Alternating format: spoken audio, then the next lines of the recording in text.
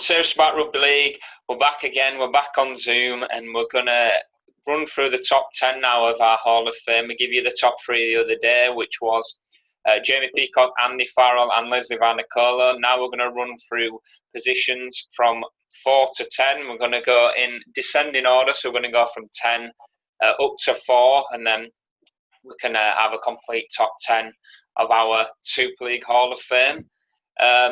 I know a few of you have been mulling over a load of different names about this, giving yourself plenty of headaches, but we'll try and work it out somehow between us and come down to a collective top 10. We'll name our own top kind of 10s to start with, obviously 10 up to 4 anyway, and then we'll probably run through about 3 names at a time if we can. So I'll come to you first, Paul, in your new setting. If you want to run through the players you've put down in positions 10 to 7. Well, we'll start with number 10. I think in the Super League era, goes the late 90s, the early 2000s, I think there was 2 real standout fullbacks. It was Paul Wellens and Chris Rudlinski. Obviously, we've only got 10 players. The kind of players aren't getting in the 10 list is just unbelievable. So some really good players, some absolute legends are going to have to miss out. I've actually gone for Rudlinski. I've left Wellens out. Obviously, we might do this again. The guy just he's probably the best fullback I've seen. I think if you want to look at Chris Rudlinski, look at the 2002 Challenge Cup final where he was outstanding. I think St Helens were much the better side on the day than Wigan, but it's hard to say on his own. It's a 17-man game, but some of his try-saving tackles, just unbelievable. I think there was one on the line when he got the ball on his legs. In attack, he's got his pace, running off the shoulder, making breaks. The guy had everything. He's a Lance Trod. He's a Lance Trod winner. He's a Harry Sunderland winner from the pre-Super League era when it used to be the Premiership as opposed to the Grand Final. He had that at the end, like an end of season tournament, didn't he? After the league, he's had over 300 games for Wigan. He's been 5-time Dream Teamer, 30 representative games for England or Great Britain. I couldn't really leave Chris Rudlinski out. I'm probably harsh on Paul Wellens, and I'm sure people will have their own opinions, and that's fair enough. But I would have to go for him. Number 9, probably one maybe a little bit from left field, but he is a man of steel. I kind of hinted it to you guys before. He played for Castleford he won the Man of Steel for Castleford in 1999. Anyone wants to have a guess who I've gone for there? Vowles. That's it, yeah, Vowles. Adrian Vowles. I think he had a season at Leeds as well. He had a few seasons at Wakefield. Mm-hmm. The first Queenslander to win Man of Steel. I think in the top 3 we had Andy Farrell, who had like 5 out of 6 years as a Man of Steel. Well, Vowles is the guy that split Farrell's run up. His Man of Steel is in the middle. Number 13. Funnily enough, Castleford beat Wigan in the playoffs that year, knocked them out. Got to the the playoff got to the final eliminator. I think they got beat by St Helens, who went on to win the grand final. He's a Cass Hall of Famer. Tough as old boots, as they all used to say. Brilliant. All these top 13s that can pass the ball, they can do everything. There'll be another one we're going to name it a bit later on. So he'd be my number 9. And well, it's really hard to split the guys up, but number 8 probably should be a lot higher than this, but I'd have to probably go for Kieran Cunningham. I have to be honest, I'm struggling to name to 10 to 3, but if I go for number 8, I'll go for. He's a 7-time Dream Teamer, nearly 500 games, an absolute club legend. The things that Saints have won over the years, there's only one guy that's the proper statue outside the ground. That's Kieran Cunningham. Charging from dummy half, he averages a try nearly 1 in every 3 games, which is fantastic for a number 9. 5-time Super League winner, 2-time World Club Challenge. He's pretty much done everything in the game. I think we all think how good James Roby is now. Obviously, James Roby doesn't qualify for the dream team because it's players that have retired. But I don't think there's any coincidence that James Roby came after Kieran Cunningham. I think he's learned everything that he needed to know about being, one of, if not the best number 9 in the world. And so I'll go for Kieran Cunningham as well. So there's my first 3. Interesting. Jack, we'll come to you next. Who have you got? Well, I'd first of all have to echo Paul's comments that there were so many brilliant players that I've had to leave out. Honestly, I had such a headache last night trying to sort out who I was going to include and who I had to leave out. But in the end, I've gone the other way that Paul did when it comes to fullbacks. I've gone with Paul Wellens. Radlinski was up there for me. I nearly put him in. Just looking back through some of Wellens' accolades, and I actually found it easier to choose players once I looked on YouTube and flicked through some highlights. And for me, Wellens, when he came, when he broke onto the scene with that Saints side, was just unbelievable. This young kid who just had so much energy about him from fullback, and in those years where Saints were so successful, made that position his own. He really did. I just really lost some of his accolades. 5 Super League titles, a Harry Sunderland Award, 5 Challenge Cups and 2 Lance Todds, 2 World Cup challenges. He was the 2006 Man of Steel and 4 Dream Team selections. That really epitomises what he was about. He wasn't just an extraordinary fullback with brilliant ability, both going forward and under the high balls and in defence. But at the same time was such a leader in that Saints side. I mean, Paul was talking about Kieran Cunningham and the effect he has. Wellens was very much part of that dynasty, that same dynasty, and a similar effect. There were so many huge names and big personalities in that Saints side, and Wellens was one of them. And I remember when I first started watching rugby, Paul Wellens was right at the top of his game, and he was one of those players that, when your team went and played against Saints, you knew Wellens was one of the men that you had to look out for more than anyone, just simply because of what he was capable of. Not just close to the opposition line, but returning ball, returning kicks from his own half. He was always a dangerous player wherever he was. In his final few years for Saints, he moved forward in their line. I think he ended up playing a bit hooker and loose forward in his last couple of years. But it really says a lot about the bloke that he never once, even when he lost his number 1 shirt, he never once complained. It was always about the team. And for me, Wellens had to be in that top 10.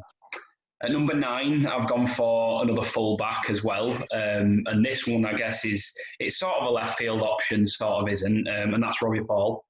Robbie Paul, for me, I think he made his Bradford debut before the Super League era, but at the same time had such an effect when Super League did, become a competition, and when we eventually split to be a summer game. And I think that really played in Robbie Paul's favour. Obviously, a New Zealand international, came over with this sort of spring in his step, this style that we hadn't really seen a lot of. Had brilliant footwork, brilliant passing game, brilliant kicking game, a real maverick for that Bradford side. And as players go that are exciting to watch, he was right up there, and he was one of the first of these sort of flair players that we see now. You look in the NRL, guys like Kalen Pong, for example, Sean Johnson, guys who are renowned for playing a really exciting brand of rugby, playing what they see, taking on opponents, having brilliant footwork. For me, Robbie Paul was one of the first players to do that. He won 4 Super League titles with Bradford, and was a huge part of every one of those titles.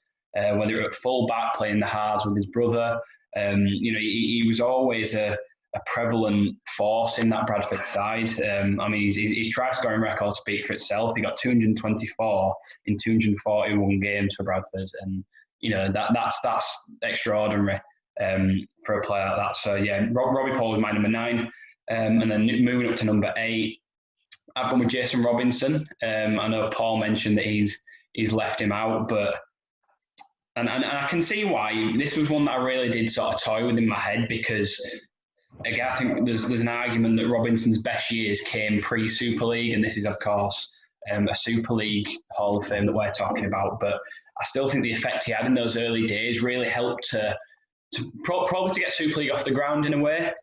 He was without doubt one of the outstanding players in that Wigan side of the early Super League days, and pre-Super League, as I've mentioned. And I don't think, without him in the competition right at its early days, there's certain players, I think, being around in the late 1990s when Super League was first born. The league wouldn't have taken off in the way it did if it wasn't for certain players being involved in it. And I think Jason Robinson was one of those players. Obviously won that one Super League title where he scored that superb individual try against Leeds, taking the ball from dummy half and sidestepping through the line to go over under the sticks. He also won 2 Challenge Cups, a World Cup Challenge, a Lance Tour de Harris Sunderland, and he was just the complete player. You don't even need to reel off all his other accolades that he's done in both codes of the game. But for me, Robinson's a legend and just had to be in that list. Interesting. So we've got a few different names there so far. Joe, who have you got from those positions? Yep, still got a voice after all that. Sorry, lads. But yeah, number 10, I've decided to be a bit different on this one. I actually went for Danny Maguire.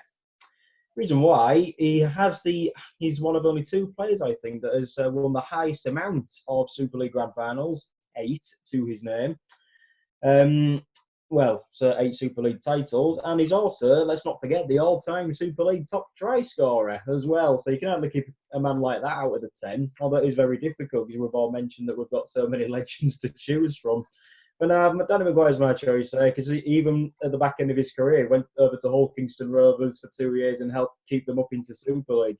Okay, maybe he was a bit too low down for what he has been through in the past, but still he kept them up, and it was still a decent way to end his career after what was such a luxurious one at Leeds. So Maguire, he really made his mark. I mean, at stand-up or even when he started at the ranks, I think he played on the wing, but he still scored plenty of tries. So he was that adaptable, he was that fantastic. When it was only his second season where he, along with Leslie Varnakolo, eclipsed Paul Newlup's try scoring record in the season as well. So that's why Maguire's in. I mean, he's always been a fantastic player, speedy, kicking game, even leadership, and a bit of a gob on him, but that's what you need in rugby league. Number 9, similar to Jack, well, very similar to Jack, it's the same. I've gone for RHP, Robbie Hunter-Paul, should we call him that? But no, I mean, 4 Super League titles. We've mentioned his historic Wembley appearance in '96, even if he came off on the losing side, he was still that fantastic.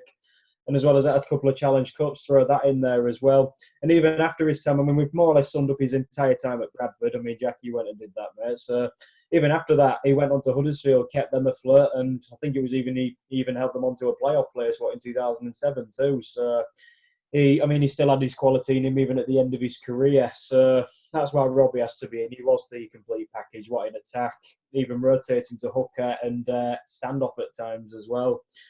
And number 8, I will have to go for the wildest Super League character, arguably. We've mentioned him before, so I'll mention him again.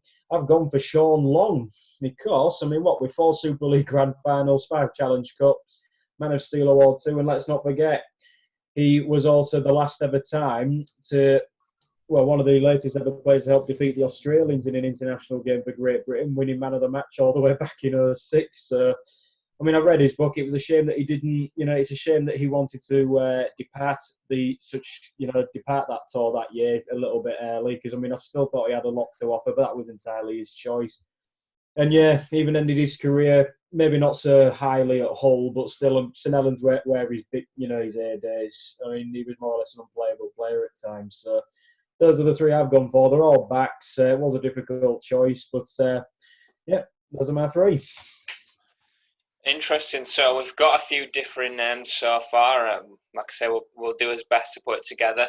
I'll run through mine quickly now. So in 10th, I've actually got a player that nobody's mentioned so far, which is Leon Price. Now, I think when I think about Leon Price, I always think about him producing his best in big games, and that's what he did. Obviously, he won 2 trebles in his career, one with Bradford, one with Saints. Obviously, went on to play for Catalans and Hull, but obviously it was at Bradford and St Helens where he really made a name for himself. I think he started off as a centre at Bradford, and he was very good in that position. But when he moved to standoff, had that combination with Sean Long at St Helens, and in 2006 he was almost unplayable. And Pat's not really known for his kicking game. He wasn't that type of half. He was more one that would take on the line, would just cause havoc, really. Whenever I'd come up against Leon Price, I think any opposition team would have been worried, because he was just one of those players that could produce something out of nothing. So yeah, I've got him at 10. At 9, I've gone for Keith Senior. I think everybody knows about Keith. He, to be honest, I don't think we've ever seen a centre like Keith since he's retired. He was just so dominant. I don't think anybody throughout Keith's time playing got anywhere near him, to be honest. He was always guaranteed to play at international level. Scored pretty much every other game and won loads of trophies with Leeds in the end. So so I've got Keith at 9, and then at 8 I've got Kieran Cunningham. Now, if I'm being honest, I wanted to put James Roby here, but obviously the rule we went with that it's only retired players. I decided to go for Kieran Cunningham, and yeah, I remember watching the early days of Super League and all that. One of the things that sticks out is, well, the two major sticking points for me are Leslie Vinocola running down a wing and Kieran Cunningham scoring from close range. He was just renowned for that charge over from the ruck area. And obviously I got a statue outside the Totally Wicked Stadium, just underlines the quality. He had won an incredible amount of silverware, had a trophy-laden career, and yeah, I've gone for him at 8. So they're my 3. So yeah, it's going to be hard to work this out, but we'll come back to you now, Paul, if you want to run through your 7 through 7, 6. You might as well run 7 through to 4. You might as well go through the rest of your names, Paul. Yeah. I mean, obviously we all keep saying it, but this is really hard. It's, obviously Jack was mentioning Jason Robinson. That was the only reason I really didn't put him. And I think he only had, in fact, 4 seasons actually in Super League. Another one who I really agonised over was Jamie Lyon. Probably, one of the top 3 Super League players I've ever seen. But he was here for 2 years. He was Man of Steel, Dream Team both years. But and he went. And not many players come to Super League and go over to the NRL and excel and end up playing Origin 4 times centre of the year. But obviously 2 years is not enough. So most players have probably been mentioned now. Obviously Danny Maguire, who Joe mentioned before, he's in my team. Twice Harry Sunderland winner. A lot of these halves, they don't spend much time, don't have many Dream Team appearances, which shows the quality of the Australians that teams bring over. I think when teams bring the top Australians over, they tend to be in the halves, don't they? So a lot of these players don't get, the Dream Team mentions. Another one in my team, who obviously I have to name him because he was in my top 3 of the day, is Sean Long, who's again been mentioned. Sean Long was only twice in the Dream Team. Won Man of Steel once, but it just shows, that position. A lot of the players in the Dream Team were if you look over the Australians, and I think that these two be winning. Long and Maguire in the halves have been winning trophies for that long at these clubs. These clubs didn't need to go to Australia for the top halves because they had the 2 best British ones here. So too many players would be Long and Maguire. Another one, I think this might split a few, but I have to put Kevin Sinfield in. I'm pretty sure he'll be in yours. I'll let you say more. 2009 and 2012 Harry Sunderland winner, 4-time Dream Team appearances. I think Sean O'Loughlin got a lot towards the end of his career, but obviously England captain. People say he's the guy. He's the top point scorer in Super League history. He's done everything. Obviously, Jamie Peacock was number 1 in our whole list. Who we kind of see the talisman of that side. But let's not forget who the captain of that seriously successful Leeds side was. That was Kevin Sinfield. So he has to be in there for me. Another guy who was mentioned the other day is Paul Sculthorpe. Man of Steel 2 years running. 4 times in the Dream Team. He was actually named in the Dream Team as a warranted player before he went to St Helens. I remember the first game in the modern era Super League. I went to see was, I think it was England. Well, Great Britain against the Aussies in 2001 at Huddersfield, and I hadn't watched the game of Rugby League live for about 12 years. So I was just catching up on the game, and the 2 players on the pitch stood out for me. One was Kevin Kevin Senior, and the other was Paul Sculthorpe. And Paul Sculthorpe was man of the match in that game. We beat the Aussies in that test. I think we lost the series 2-1. So he would have to be in there as well. And that's it. I think that's it for me, isn't it? Yeah? Yeah, that's it, yeah. So, are you sure, Paul? Are you happy with them? Yeah, so, yeah. So, I've got Long, Cunningham, Sculthorpe, Redlinski, Maguire, Sinfield and Vowles, yeah. Right, nice. Jack, over to you. Well, I'm a bit boring here. I'm just going to go down the exact same route that Paul did. So, number 7 for me is Danny Maguire. Again, both Joe and Paul mentioned Super League's all-time try scorer, an absolute worldie of a player on his day. You know, I don't think Super League's seen a better support player than Danny Maguire throughout it's you know, owing to 24, 25 years of being a competition. You know, he's the way that whenever that Leeds team, whenever a break was made down the field, you know, that was 9 times out of 10 that were a try, because you could guarantee that Danny Maguire or one of the other Leeds players would be flying through on the inside if he had made the break, and that were night for that try. So for me, Maguire had to be in there. Like I said, absolute maverick of a player. So number 7, I've gone with Maguire. Number 6, I've also gone with Sean Long. I think Sean Long is one of those players who, if you're a rugby league fan and you don't support St Helens, you love to hate him. You really do love to hate him. I think every sport needs that sort of pantomime villain. You know, you see it in football. You've got your Wayne Rooney's. You know, every sport has someone that you know fans just love to hate. And Sean Long was like that in Super League, partly due to the fact that he was just such a good player. He was such a good player. He had this sort of cockiness, this confidence about him that, you know, not just on the field, but off it as well. But when he did play, he backed that up with his ability. You know, his kicking game was arguably the best in the competition at the time. You know, he could put that ball on the dime in the corner at Knowsley Road. His passing game was superb. He'd take on the line. You know, he was just a brilliant player and so entertaining to watch. You know, I remember when he had the season where he grew the dreadlocks out. You know, what other player would have had the confidence to grow dreadlocks and have that sort of persona? But I always loved watching Sean Long. I just thought he was a brilliant player to watch. And like Joe mentioned, his book opened so many more doors about his life off the field in particular. And some of the stuff he got up to is absolutely brilliant. I definitely recommend giving that a read. So yeah, I've gone Sean Long at 6. Number 5, I've also gone Kevin Sinfield. Like Paul mentioned, Super League most successful ever captain. Worked absolute wonders for that Leeds team. I think the one thing that stood out for me for Kevin Sinfield was there was a quote that he said. I can't remember where it was published or when he said it, but he said growing up, when he was coming through the junior sides in Lancashire and eventually signed for Leeds, he was never the fastest, never the strongest, never necessarily the most skillful.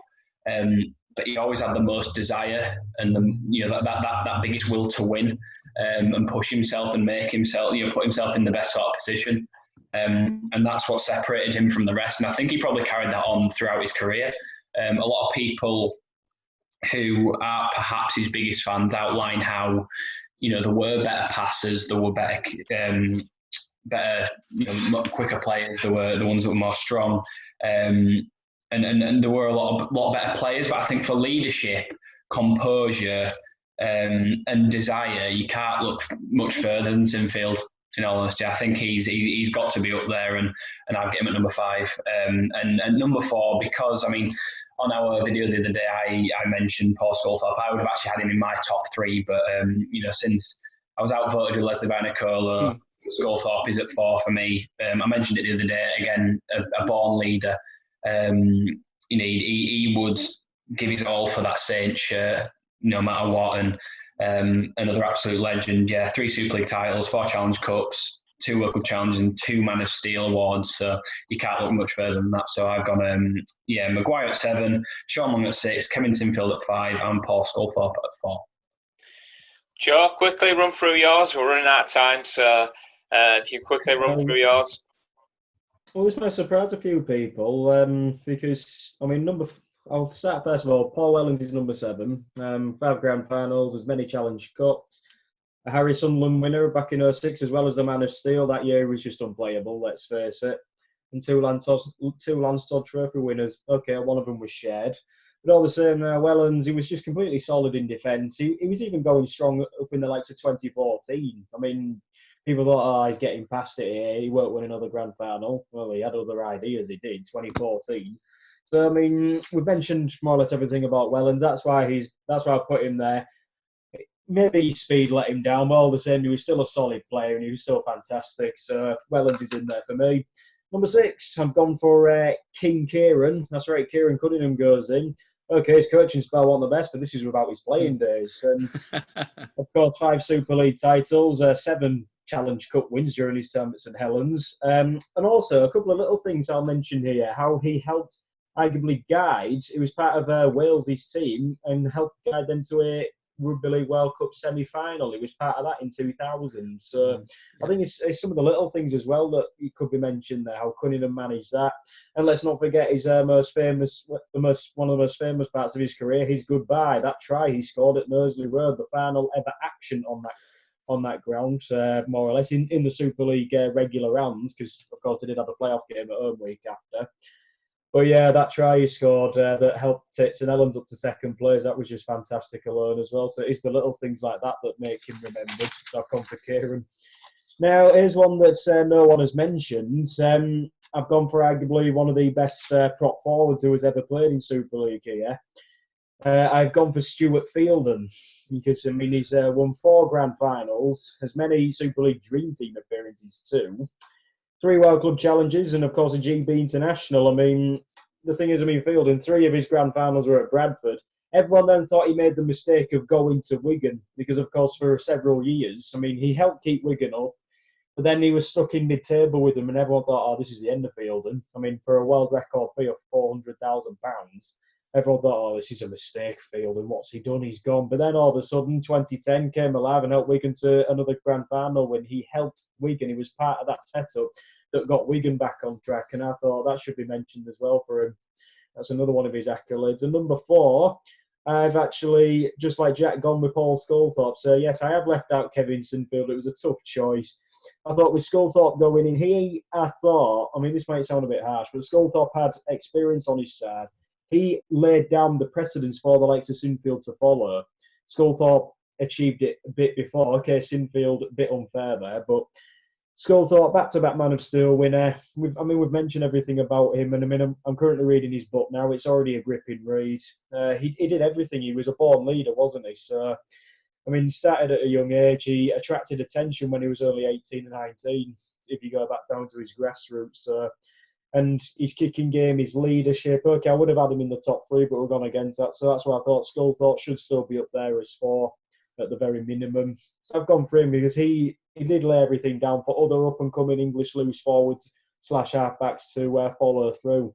So he was the one who set the example, and that's why he's there. So 7-4, Paul Wellens, Kieran Cunningham, Stuart Fielden, and Paul Sculthorpe. That's interesting inclusion of Stuart Fielden there. I'll run through mine quickly now, and I've actually realised that I've left out Sean Long, which is interesting. So if I run through mine quickly, at 7, I've gone for Danny Maguire as well. Not really much more to say on what you've said already. All-time top try scorer, unbelievable player, 8 grand finals. Paul Sculthorpe, I've gone for at 6. Just an incredible player. Had the toughness of any other forward, but had the skill and the leadership and everything else to go with it. Was probably one of my favourite players watching growing up was Scully. At 5, I've gone for Paul Wellens. Again, another one for longevity. And I spoke about, I don't think there's been a centre like Keith Senior since he retired. I don't think there's been a fullback like Paul Wellens since he retired, especially defensively.